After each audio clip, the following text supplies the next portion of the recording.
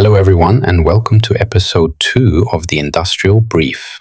Today's episode focuses on the cost of money and how it shapes business decisions beyond reported profits. So, let's brief it. So, we're constantly seeing these headlines, right? Company X just posted record profits. All the time. Or their revenue is up 20%.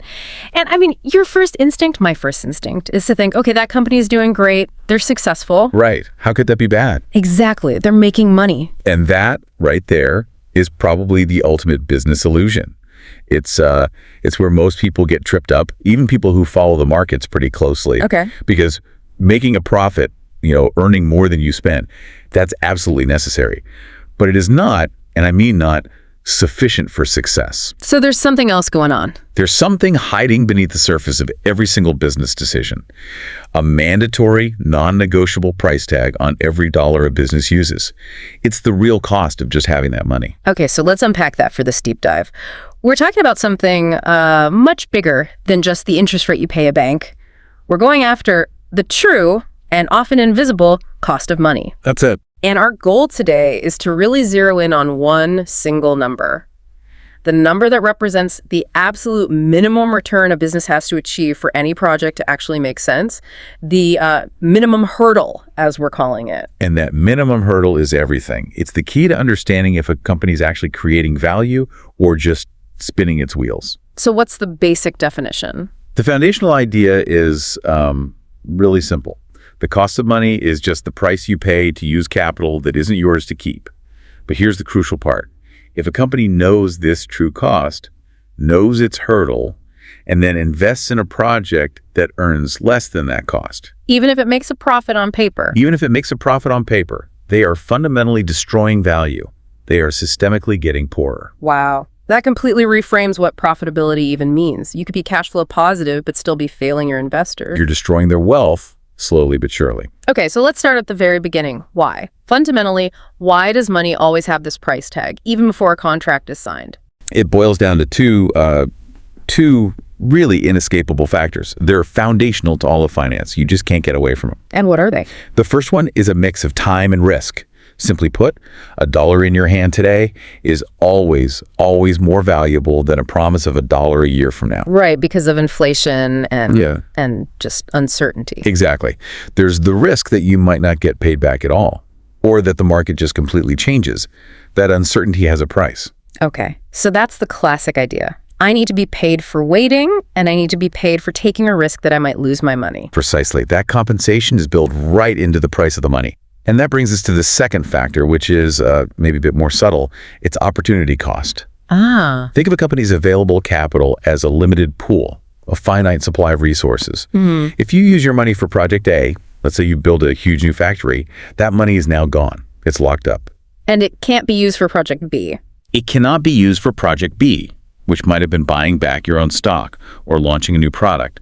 So if that other project, Project B, could have earned you a 10% return, then that lost 10% is a real cost of building the factory. it's baked right in. That lost potential return is a very real, even though it's invisible, part of the cost of building that factory. So these two things, time and risk on one hand, and lost opportunity on the other, that's why we can't just look at a simple, say, 5% bank loan and call it a day. The real cost is much more complicated. It gets complicated very quickly because you have to factor in what the market demands. What return could investors get somewhere else with similar risk? That's what you're competing against. Which is a perfect transition because that brings us to the two main ways a company gets its money in the first place. Because it's not all the same, is it? Not at all. There are two primary sources, and they come with vastly different price tags. You have debt and you have equity. Let's start with debt. That seems like the easier one to get your head around. It's borrowed money. Debt is your visible cost. It's straightforward. You go to a bank, you get a loan. Or you issue corporate bonds. The price tag is right there in the contract. Like the examples in our sources. A business borrows money and agrees to pay, an 8% interest rate? Exactly. That 8% is clear, it's fixed, it's a legal obligation, you have to pay it. Come hell or high water, if you don't, you default. You default. The lender, the bank, is in a very safe position. If the company goes bankrupt, They're first in line to get paid back. So they have less risk. The least risk. And that security translates directly into a lower required return. In our example, that nice clean 8%. Okay, so that's debt. Now let's flip to the other side. Equity. This is money from investors, the shareholders. And you said, paradoxically, this is often the higher cost. Much higher, usually. But hold on, how can that be? If a company isn't legally required to pay a dividend or, guarantee its stock goes up, how can an investor's expectation be a hard cost? The 8% debt is legally binding? This seems squishy. That is a fantastic question, and it gets right to the heart of it.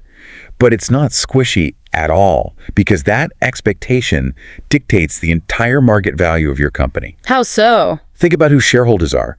They are last in line. They get whatever's left over after all the debt holders are paid. They take on the absolute maximum risk. So because they're taking on way more risk, they demand a much bigger potential reward to make it worth their while. Precisely. They demand a much higher risk premium. Our source example used, say, a 15% expected return. Now, that 15% isn't paid like interest. It's delivered through dividends or, more likely, through growth in the stock price. Okay.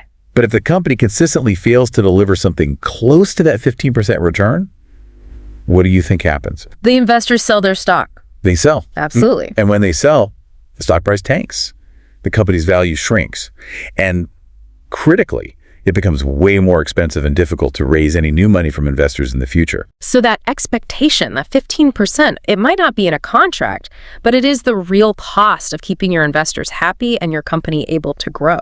If you don't meet it, you're eroding your ability to fund your own future. It's a very real cost. That's a powerful contrast. You have secure debt at a visible 8%, and you have risky equity demanding a much higher market-driven 15%. But real companies use a mix of both, right? Almost always, yes. You need a balance. So how does a CFO take these two completely different numbers, 8% and 15%, and combine them into one single usable benchmark to actually make decisions? This is where we get to the magic number. Right. They have to create a blended rate, the overall average cost of every single dollar they use, no matter where it came from. And that blended number is the WACC. Exactly. It's the WACC, which stands for the weighted average cost of capital. And that weighted average part is important, I'm guessing. It's crucial. You don't just average 8 and 15. You have to weight them based on how much of your company is funded by debt versus how much is funded by equity. Can you give us a quick example of that? Sure. Imagine a company has $100 million in capital.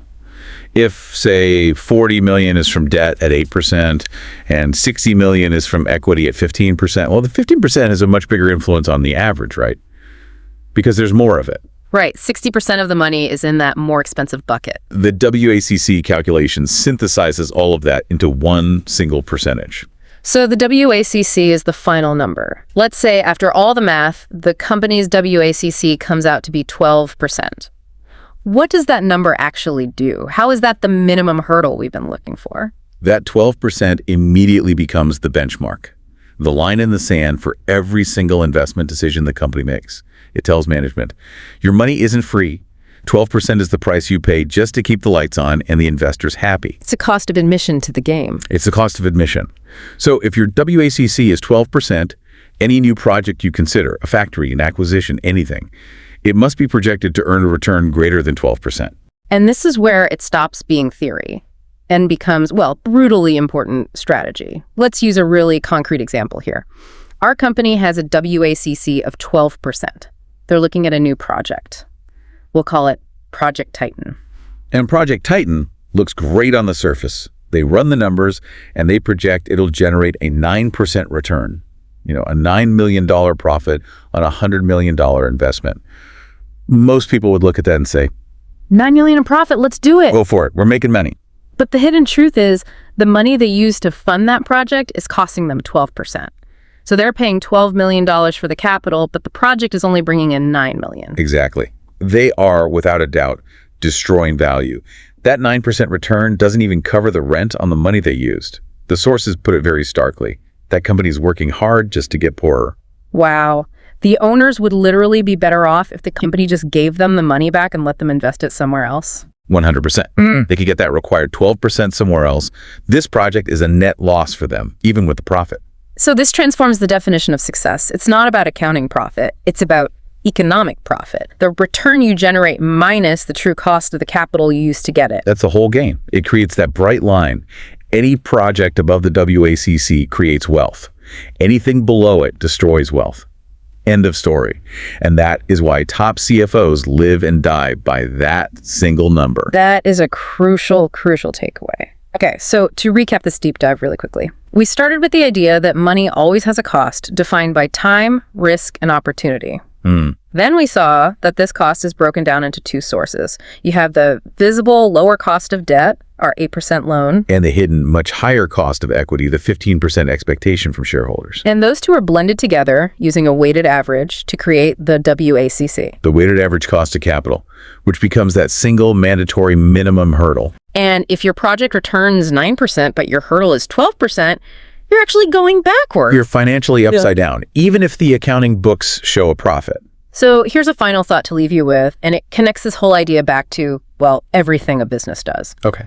If this minimum hurdle, the WACC, is the true fundamental cost of using money for a company, how directly and profoundly do you think that number has to dictate the prices a company charges for its products? Oh, absolutely. It has to. It's not just for internal projects. It's a survival mechanism, right? If your prices don't generate enough margin to clear that WACC on every single thing you sell, you are, by definition, doomed to destroy value no matter how much you sell. It changes everything. That brings us to the end of this episode. Thank you for listening, and I hope you found it valuable. Until next time, I'm Abdurrahman Hawass, and this is the Industrial Brief.